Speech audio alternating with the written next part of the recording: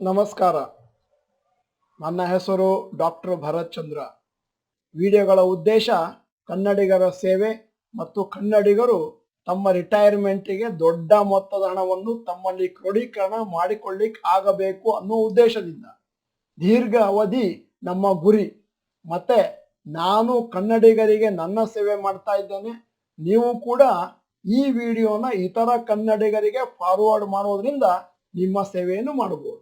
ಇವತ್ತಿನ ವಿಡಿಯೋದ ವಿಚಾರ ಬಹಳ ವಿಭಿನ್ನ, ಬಹಳ ಪ್ರಾಮುಖ್ಯ, ಎಲ್ಲರೂ ಅರ್ಥ ಮಾಡಿಕೊಳ್ಳಲೇಬೇಕಾದ ವಿಚಾರ. ಮತ್ತೆ ವಿಡಿಯೋದ ಹೆಡ್ಡಿಂಗ್ ಎಲ್ಲರ ಬಳಿ ಇರಲೇಬೇಕಾದ 3 ಆಸ್ತಿಗಳು. ಹಾಗೆ ಹೇಳಿದ ತಕ್ಷಣ ಜನ ಏನ್ ತಿಳ್ಕೊತಾರಂತಂದ್ರೆ ಪ್ರತಿಯೊಬ್ಬರು 3 ಮನೆಯನ್ನು ಕೊಂಡ್ಕೊಳ್ಬೇಕು.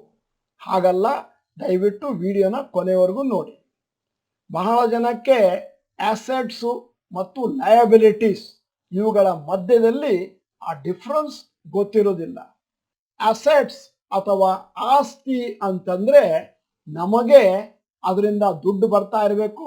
ಲಯಬಿಲಿಟೀಸ್ ಅಂತಂದ್ರೆ ನಮ್ಮ ಕೈಯಿಂದ ದುಡ್ಡು ಹೊರಗೆ ಹೋಗ್ತಾ ಇರಬೇಕು. ಅಸೆಟ್ಸ್ ಅಂತಂದ್ರೆ ನಮ್ಮ ಜೇಬಿನಲ್ಲಿ ಹಣವನ್ನು ಕೊಡ್ತಾ ಇರುವಂತಹ ಸ್ವತ್ತುಗಳು. ಮತ್ತೆ ಲಯಬಿಲಿಟೀಸ್ ಅಂತಂದ್ರೆ ನಮ್ಮ ಜೇಬಿನಿಂದ ಹಣ ಖರ್ಚು ಮಾಡಿ ಮೇಂಟೈನ್ ಮಾಡಬೇಕಾದಂತ ವಿಚಾರಗಳು. ಒಬ್ಬ ಮನುಷ್ಯನಿಗೆ ಜಾಸ್ತಿ ಅಸೆಟ್ಸ್ ಇರಬೇಕು, ಲಯಬಿಲಿಟೀಸ್ ಕಮ್ಮಿ ಇರಬೇಕು.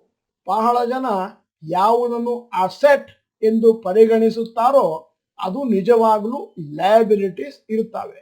ಉದಾಹರಣೆಗೆ ಬಹಳ ಜನಪ್ರಿಯವಾದಂತಹ ಒಬ್ರು ಬರಹಗಾರರು ಮತ್ತು ಟ್ರೈನರ್ ಇದ್ದಾರೆ. ಹೆಸರು ರಾಬರ್ಟ್ ಕಿಯೋಸಾಕಿ. ಅವರು ಬರೆದ ಪುಸ್ತಕ ರಿಚ್ ಡ್ಯಾಡ್ ಪುವರ್ ಡ್ಯಾಡ್ ಪ್ರಪಂಚದಲ್ಲಿ ಬೇಕಾದಷ್ಟು ಕೋಟಿಯಲ್ಲಿ ಸೇಲ್ ಆಗಿದೆ. ಮತ್ತೆ ಅದರಲ್ಲಿ ಅಸೆಟ್ಸ್ ಮತ್ತು ಲಯಬಿಲಿಟೀಸ್ ಅಂದ್ರೆ ಏನು ಅಂತ ವಿವರವಾಗಿ ಹೇಳಿದ್ದಾರೆ. ಇವತ್ತು ಆ ವಿಚಾರವನ್ನು ನಿಮ್ಮ ಮುಂದೆ ಇಡ್ತಾ ಇದ್ದೇವೆ. ಆ ಪುಸ್ತಕ ನಿಮಗೆ ಆನ್ಲೈನ್ ಅಲ್ಲಿ, ಕನ್ನಡದಲ್ಲಿ, ಇಂಗ್ಲಿಷ್ ಅಲ್ಲಿ ಎರಡರಲ್ಲೂ ಸಿಗುತ್ತೆ. ನಾನು ನಿಮ್ಮ ಹತ್ರ ಕೇಳ್ತೇನೆ, ನಿಮ್ಮ ಸ್ವಂತ ಮನೆ ಅಸೆಟೋ ಲಯಬಿಲಿಟಿಯೋ? ಆಗ ನೀವು ಹೇಳ್ತೀರಿ ಬಹಳ ದೊಡ್ಡ ಅಸೆಟ್ಸ್ ಅಂತ. ಆದ್ರೆ ರಾಬರ್ಟ್ ಕಿಯೋಸಾಕಿ ಹೇಳ್ತಾರೆ ನಿಮ್ಮ ಸ್ವಂತ ನೀವು ವಾಸವಾಗಿರುವ ಮನೆ ಒಂದು ಲಯಬಿಲಿಟಿ. ಯಾಕಂತಂದ್ರೆ ಅದರಿಂದ ನಿಮಗೆ ದುಡ್ಡು ಬರ್ತಾ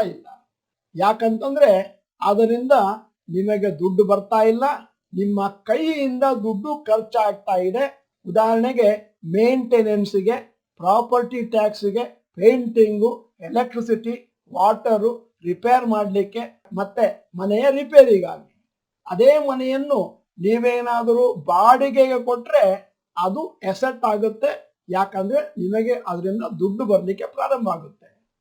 ಅದೇ ರೀತಿ ಬಹಳ ಜನ ತಿಳ್ಕೊಳ್ಳೋದು ನನ್ನ ಹತ್ರ ಇರುವ ವಾಹನ ಒಂದು ದೊಡ್ಡ ಅಸೆಟ್. ಆದರೆ ಅದು ತಪ್ಪು. ಆ ವಾಹನವನ್ನು ಮೇಂಟೈನ್ ಮಾಡಲಿಕ್ಕೆ, ಇನ್ಶೂರೆನ್ಸ್ಗೆ ಮತ್ತೆ ಪಾರ್ಟ್ಸ್ ನ ರೀಪ್ಲೇಸ್ ಮಾಡಲಿಕ್ಕೆ ನೀವು ಆಗಾಗ ಹಣವನ್ನು ಖರ್ಚು ಮಾಡಬೇಕು. ಆದ್ದರಿಂದ ಅದು ಲಯಬಿಲಿಟಿ ಆಗುತ್ತೆ. ಇವತ್ತು ಈ ವಿಡಿಯೋದಲ್ಲಿ ಯಾವುದು ಉತ್ತಮವಾದ 3 ಆಸ್ತಿಗಳು ಅಥವಾ ಅಸೆಟ್ಸ್ ಅಂತ ನಿಮಗೆ ತಿಳಿಯಪಡಿಸ್ತೇನೆ. ಮೊದಲನೇದ್ದು ಷೇರುಗಳು ಅಥವಾ ಸ್ಟಾಕ್ಸ್. ನೀವು ಸರಿಯಾದಂತಹ ಸಂಶೋಧನೆಯನ್ನು ಮಾಡಿ ಷೇರು ಮಾರುಕಟ್ಟೆಯಲ್ಲಿ ದೀರ್ಘಾವಧಿಗೆ ಹಣವನ್ನು ಹಾಕಿದ್ರೆ ದೊಡ್ಡ ಮೊತ್ತದ ಹಣವನ್ನು ಮುಂದಿನ ದಿನಗಳಲ್ಲಿ ಕ್ರೋಢೀಕರಣ ಮಾಡ್ಕೊಳ್ಬಹುದು. ಆದರೆ ಬಹಳಷ್ಟು ಜನ ಷೇರು ಮಾರುಕಟ್ಟೆಯಲ್ಲಿ ಕಣ್ಣು ಮುಚ್ಚಿ ಬ್ಲೈಂಡ್ ಆಗಿ ಅವರು ಹೇಳಿದ್ರು ಇವ್ರು ಹೇಳಿದ್ರು ಅಂತ ಹಣವನ್ನು ಹಾಕಿದಾಗ ಹಣವನ್ನು ಕಳೆದುಕೊಳ್ಳುವ ಎಲ್ಲ ಸಾಧ್ಯತೆಗಳು ಇದ್ದಾವೆ. ಒಮ್ಮೆ ಷೇರಿನಲ್ಲಿ ಹಣವನ್ನು ಹಾಕಿದ ಮೇಲೆ ಪ್ರಶ್ನೆ ಇಷ್ಟೇನೆ, ಕೆಲವರಿಗೆ 10% ಬರ್ಬೋದು, ಇನ್ನು ಕೆಲವರಿಗೆ 15, ಮತ್ತೆ ಕೆಲವರಿಗೆ 18% ಕೂಡ ಬರಬಹುದು. ಯಾವ ರೀತಿ ಅವರು ಷೇರುಗಳನ್ನು ನೋಡ್ಕೊಳ್ತಾರೆ ಅದರ ಮೇಲೆ. ಆದ್ದರಿಂದ ಷೇರು ಮಾರುಕಟ್ಟೆಯಲ್ಲಿರುವಂತಹ ಹಣ ಒಂದು ದೊಡ್ಡ ಅಸೆಟ್ ಒಬ್ಬ ಮನುಷ್ಯನಿಗೆ ಅವನ ಜೀವನದಲ್ಲಿ. ಈಗ ಎರಡನೆಯ ಒಳ್ಳೆಯ ಆಸ್ತಿ ಅಥವಾ ಅಸೆಟ್ ಬಿಸ್ನೆಸ್. ಷೇರು ಮಾರುಕಟ್ಟೆಯಲ್ಲಿ ನಾವು ಯಾವುದೋ ಬೇರೆ ಬಿಸ್ನೆಸ್ ಅಥವಾ ಬೇರೆಯವರು ಸ್ಥಾಪನೆ ಮಾಡಿದ ಬಿಸ್ನೆಸ್ ಅಲ್ಲಿ ಹಣವನ್ನು ಹಾಕ್ತೇವೆ, ಮುಂದಿನ ದಿನಗಳಲ್ಲಿ ಅದು ಲಾಭವನ್ನು ಕೊಡ್ಲಿ ಅಂತ. ಅದರ ಬದಲಾಗಿ ನಾವೇನಾದರೂ ನಮ್ಮದೇ ಬಿಸ್ನೆಸ್ ನಲ್ಲಿ ಹಣವನ್ನು ಹಾಕ್ತೇವೆ, ಮತ್ತೆ ಮುಂದೆ ಅದನ್ನು ಮುನ್ನಡೆಸ್ಕೊಂಡು ಹೋಗ್ತೇವೆ, ಅದರಲ್ಲಿ ಲಾಭವನ್ನು ಕಂಡುಕೊಳ್ತೇವೆ ಅಂತಂದ್ರೆ ಅದು ಒಂದು ಒಳ್ಳೆಯ ಅಸೆಟ್ ಆಗುತ್ತೆ. ಆದರೆ ಬಹಳ ಜನ ತಿಳ್ಕೊಳ್ಳೋದು ಬಿಸ್ನೆಸ್ ಅನ್ನು ಪ್ರಾರಂಭ ಮಾಡುವುದು ಬಹಳ ರಿಸ್ಕಿ. ಹೌದು, ಮೊದಲು ರಿಸ್ಕಿ.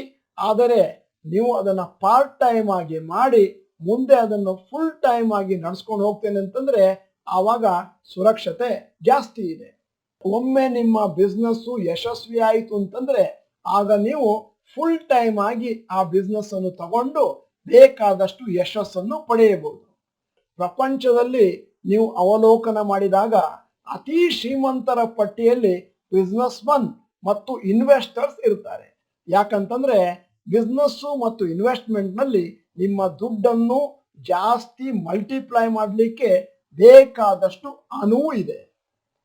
ನಿಮ್ಮ ಹತ್ರ ಪ್ರಪಂಚದ ಅತಿ ಶ್ರೀಮಂತರ ಬಳಿ ಇರುವಷ್ಟು ಹಣ ಇಲ್ಲದಿದ್ರೂ ಈಗ ಎಷ್ಟಿದೆಯೋ ಅದು ಬೇರೆಯವರಿಗಿಂತ ಜಾಸ್ತಿ ಇದೆ ಅಂತಂದ್ರೆ ನೀವು ಅದೃಷ್ಟಶಾಲಿಗಳು ಎಂದು ನಿಮ್ಮನ್ನು ನೀವು ಕರೆದುಕೊಳ್ಳಬಹುದು.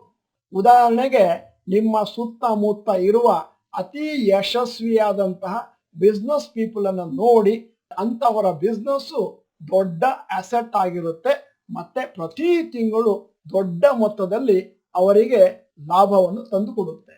ಈಗ ನಾನು ಮೂರನೆಯ ಉತ್ತಮ ಆಸ್ತಿಗೆ ಬರ್ತಾ ಇದ್ದೇನೆ, ರಿಯಲ್ ಎಸ್ಟೇಟ್.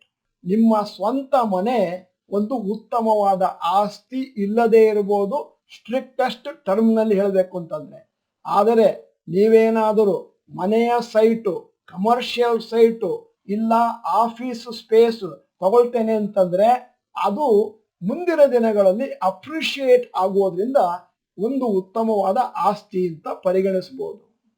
ನೀವೇನಾದರೂ ನಿಮ್ಮ ಮನೆಯ ಒಂದು ಪೋರ್ಷನ್ ಅನ್ನು ರೆಂಟಿಗೆ ಕೊಟ್ಟಿದ್ದೇನೆ ಅಂತಂದ್ರೆ ಅದು ಕೂಡ ಒಂದು ಉತ್ತಮ ಆಸ್ತಿ ಆಗುತ್ತೆ. ಯಾಕಂತಂದ್ರೆ ಆ ದುಡ್ಡಿನಲ್ಲಿ ನೀವು ಮನೆಯ ಎಲ್ಲ ಖರ್ಚನ್ನು ಹೊರಗೆ ತೆಗಿಬಹುದು. ಮತ್ತೆ ಒಳ್ಳೆಯ ರಿಯಲ್ ಎಸ್ಟೇಟ್ ಇನ್ವೆಸ್ಟ್ಮೆಂಟ್ ಒಂದು ದೀರ್ಘಾವಧಿಯಲ್ಲಿ 10-14% ರಿಟರ್ನ್ಸ್ ಅನ್ನು ನಿಮಗೆ ಕೊಡಬಹುದು. ಆದ್ದರಿಂದ ನಿಮ್ಮ ಜೀವನವನ್ನು ಪ್ಲಾನ್ ಮಾಡ್ಕೊಳ್ಳಿ.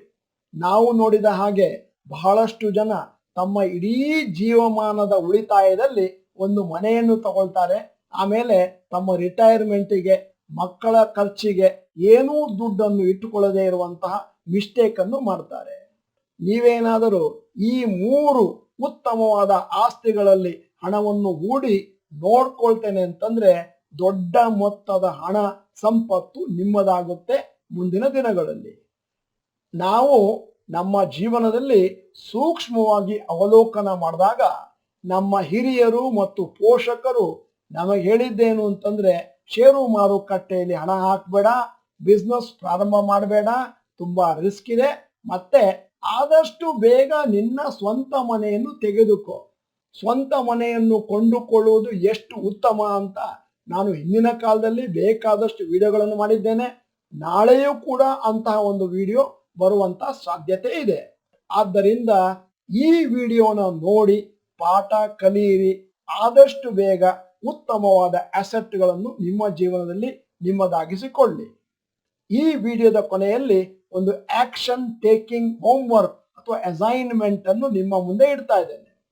ರಿಚ್ ಡ್ಯಾಡ್ ಪುವರ್ ಡ್ಯಾಡ್ ಅನ್ನುವಂಥದ್ದು ಬಹಳ ಒಳ್ಳೆಯ ಪುಸ್ತಕ. ರಾಬರ್ಟ್ ಕಿಯೋಸಾಕಿ ಅವ್ರದ್ದು. ಇಂಗ್ಲಿಷಲ್ಲೂ ಸಿಗುತ್ತೆ, ಆನ್ಲೈನ್ ಅಲ್ಲಿ, ಕನ್ನಡದಲ್ಲೂ ಸಿಗ್ಬೋದು. ಅದನ್ನ ದಯವಿಟ್ಟು ಓದಿ. ಆ ಪುಸ್ತಕವನ್ನು ಕನಿಷ್ಠ ಪಕ್ಷ ಇನ್ನು 1 ತಿಂಗಳ ಒಳಗಾಗಿ ನಾನು ಓದ್ತೇನೆ ಅಂತಂದ್ರೆ ನೀವು ಕಮೆಂಟ್ ಬಾಕ್ಸ್ ನಲ್ಲಿ ಐ ವಿಲ್ ರೀಡ್ ಅಂತ ಟೈಪ್ ಮಾಡಿದ್ರೆ ನನಗೆ ಖುಷಿ ಆಗುತ್ತೆ. ಮತ್ತೆ ರಾಬರ್ಟ್ ಕಿಯೋಸಾಕಿ ಅವರ ಕಾರ್ಯಾಗಾರವನ್ನು ನಾನು ಸಿಂಗಾಪುರ್ನಲ್ಲಿ ಒಂದು 20 ವರ್ಷಗಳ ಕೆಳಗೆ ತಗೊಂಡಿದ್ದೇನೆ. ಆ ಸಮಯದಲ್ಲೇ ನಾನು 3 ದಿನದ ಕಾರ್ಯಾಗಾರಕ್ಕೆ 5 ಲಕ್ಷ ರೂಪಾಯಿ ಖರ್ಚು ಮಾಡಿದ್ದೆ, ಕೇವಲ ಕೋರ್ಸ್ ಫೀ ಆಗಿ. ಇವತ್ತಿನವರೆಗೆ ನಾನು ವರ್ಕ್ಶಾಪ್ಗಳನ್ನು ತಗೊಳ್ಳಿಕ್ಕೆ ಮತ್ತೆ ಪುಸ್ತಕಗಳನ್ನು ಕೊಳ್ಳಿಕ್ಕೆ 1 ಕೋಟಿಗೂ ಜಾಸ್ತಿ ಖರ್ಚು ಮಾಡಿರಬಹುದು. ಕೊನೆಯಲ್ಲಿ ಒಂದು ವಿಚಾರ ನಿಮ್ಮ ಮುಂದೆ ಇಡಬೇಕು, ಇಂಗ್ಲಿಷಲ್ಲೇ ಹೇಳ್ಬಿಡ್ತೇನೆ. Rich people invest in education, poor people invest in entertainment. ಆದ್ದರಿಂದ ಪುಸ್ತಕವನ್ನು ಆದಷ್ಟು ಬೇಗ ಓದಿ ಅಂತ ನಾನು ನಿಮಗೆ ಸಲಹೆ ಕೊಡ್ತಾ ಇದ್ದೇನೆ. ನೀವು ಡಾಕ್ಟರ್ ಭರತ್ ಚಂದ್ರ ಚಾನೆಲ್ ಮೆಂಬರ್ ಅಲ್ಲ ಅಂತಂದ್ರೆ ಇದೀಗ ಸಮಯ. ಸಬ್ಸ್ಕ್ರಿಪ್ಷನ್ ಬಟನ್, ಬೆಲ್ ಐಕಾನ್ ಒತ್ತಿ. ವಿಡಿಯೋ ಚೆನ್ನಾಗಿದ್ರೆ ಲೈಕ್ ಬಟನ್ ಒತ್ತೋದನ್ನು ಮರಿಬೇಡಿ. ಮತ್ತೆ ಕನ್ನಡಿಗರ ಸೇವೆ ಅಂತೇಳಿ ಎಲ್ಲ ಕನ್ನಡಿಗರಿಗೂ ಈ ವಿಡಿಯೋನ ಫಾರ್ವರ್ಡ್ ಮಾಡಿ. ಈ ವಿಡಿಯೋನ ಸಂಪೂರ್ಣವಾಗಿ ನೋಡಿದ್ದಕ್ಕೆ ಧನ್ಯವಾದಗಳು. ನಮಸ್ಕಾರ.